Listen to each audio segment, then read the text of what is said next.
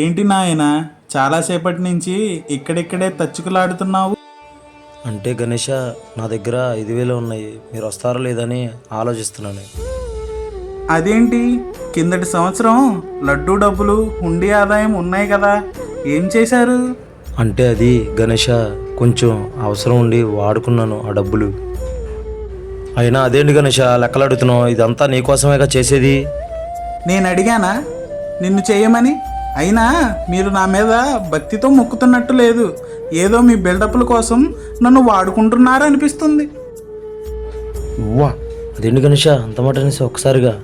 అయినా కిందటిసారి ఒక్కొక్కరు ఒక్కొక్క చెయ్యి వేసి అందరూ కష్టపడ్డారు. మరేంటి నీ జేబులో డబ్బులు 40-50 వేలు ఖర్చు అయినాయి అన్నట్టుగా చెప్పుకుంటున్నారు అందరికీ. నాకు తెలీదా ఎవరు ఎంత ఇచ్చారో, ఎంత చేశారో, ఎంత తిన్నారో? ఒక్కటి అడుగుతాను చెప్పు, నన్ను నిలబెట్టాక మీలో ఒక్కరైనా ఒక్క రోజైనా నా మీద భక్తితో పూజ చేశారా?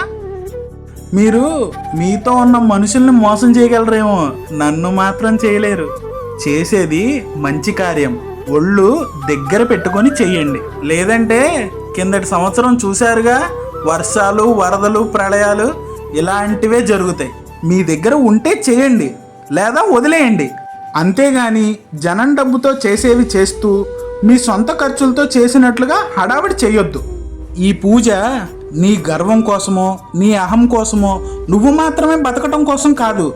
నాకు మీరు చేసే ఈ పూజ ఎవ్వరికీ ఎటువంటి అవిఘ్నం కలగకుండా మన ఊరు, మన ప్రజలు బాగుండాలని చేయండి. అలాగే గణేష, తప్పైపోయింది. ఇంకెప్పుడు ఈ తప్పు చేయను. నన్ను క్షమించండి. మీరే కాపాడాలి. నన్ను నమ్మిన వారికి ఎటువంటి అవిఘ్నం కలగకుండా నేను చూసుకుంటాను.